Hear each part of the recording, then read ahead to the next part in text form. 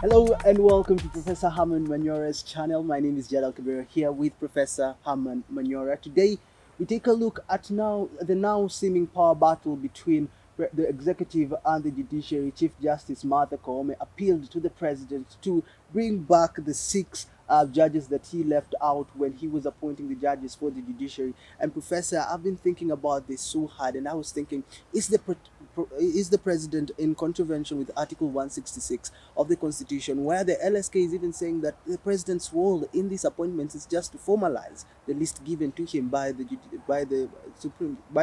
judiciary? You know, lawyers keep saying the law is clear. The law is very clear. The law is extremely clear. Yet the same lawyers differ over the same law. 166, they are forcing a reading into it that it doesn't have. A plain reading of the Constitution, Article 166, does not compel the president to appoint the 40 judges. No.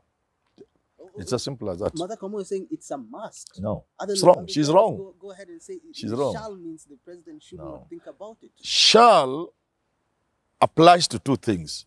You know, when you read a text, there's text reading. When you read the text, you now want to allocate the force of shall. Shall means it is the president and nobody else. Number 1.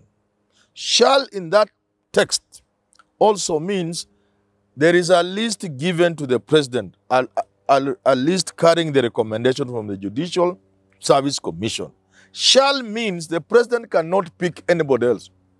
He cannot appoint those 40 judges and add one of his own. Ati nimeona Manyora is a very good lawyer, wacha niongeze yeye hapo kwa hii list. Never. Never. He shall only pick from the list of those recommended by the Judicial Service Commission. Those saying he must employ all or none have their own reading. But I know where their problem is coming from.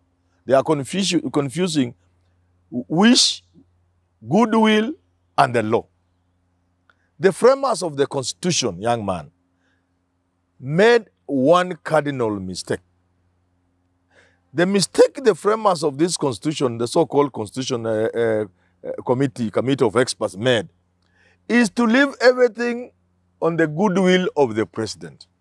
That the 2010 Constitution was going to be implemented if we had a good man in State House. That was the worst mistake they made.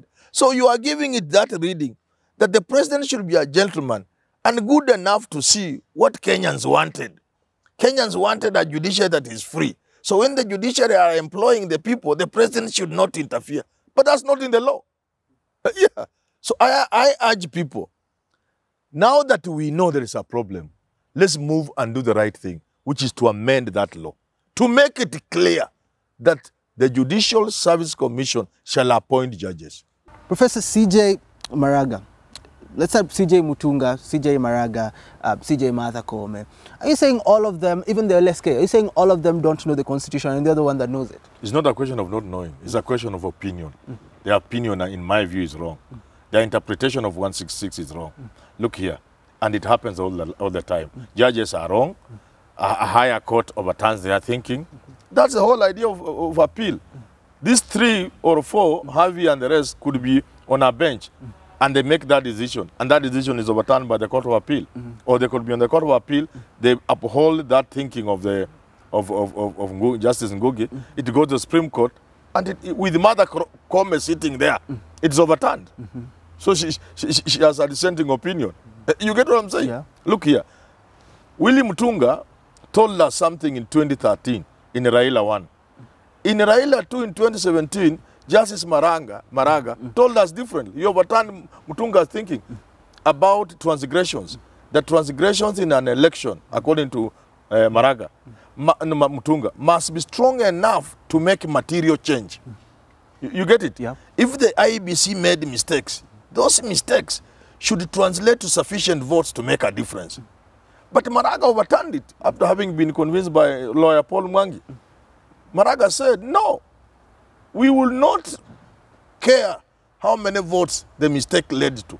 So long as you made a mistake, transgressions of the IBC, that is enough to nullify. So you see, It's just a matter of opinion. Once I look at it, I see you are wrong. I say you are wrong. Former Prime Minister Raila Odinga hit hard on the executive, saying, hey, come up with give us the reasons why you did not appoint these 6 judges. These 6 judges are still working. The integrity is on question. Why hasn't the president yet released the reasons as to why he hasn't appointed them? First of all, I agree with Raila, and I like the way he did. He said it is possible that you could have a reason not to appoint.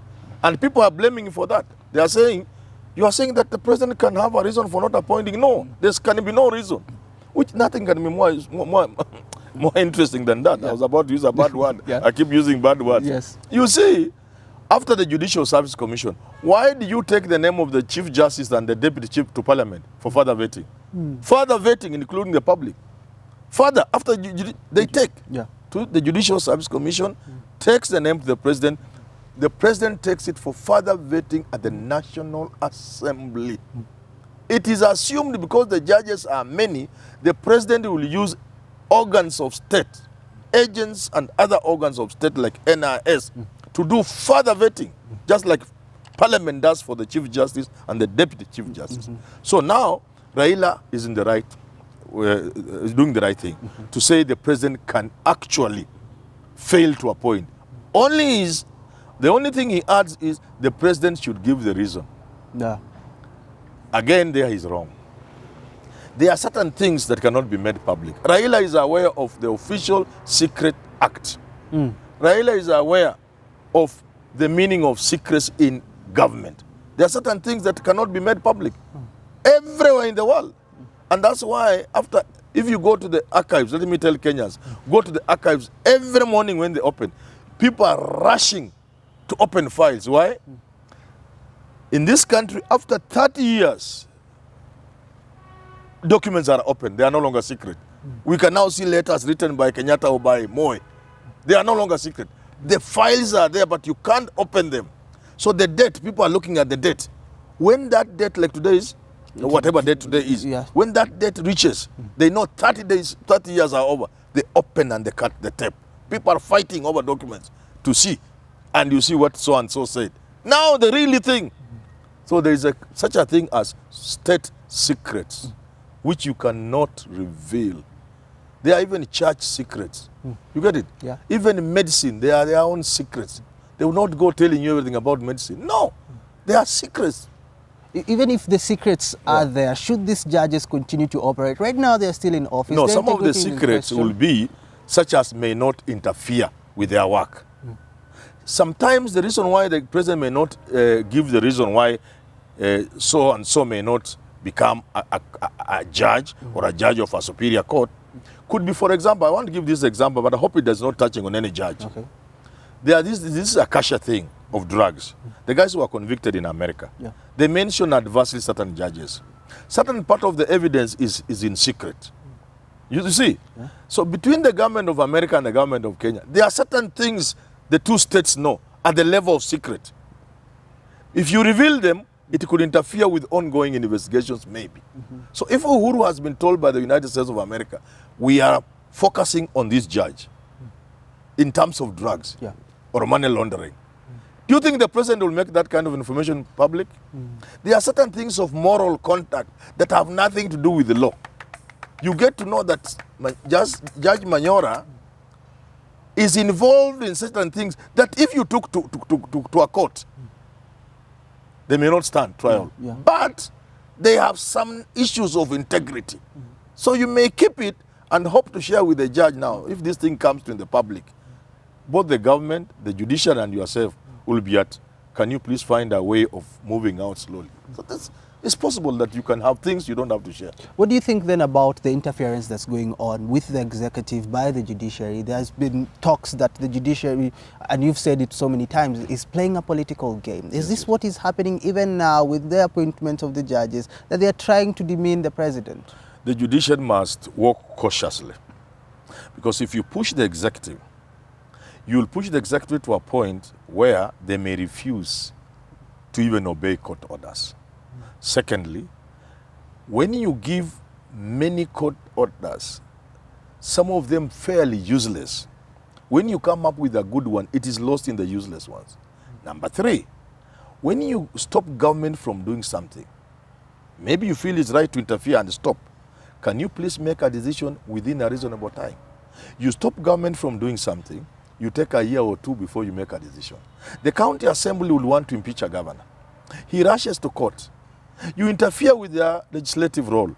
It's not good, but let's grant it to you. Maybe you have seen something.